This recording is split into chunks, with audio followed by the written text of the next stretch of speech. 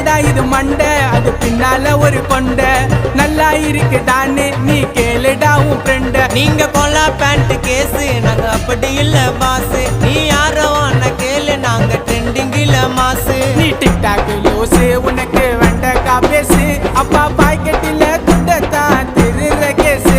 நீ டிக்டாக் லூசு உனக்கு கொய்யாக்கா பேசு அப்பா பாக்கெட்டில துண்டத்தான் திருற கேசு.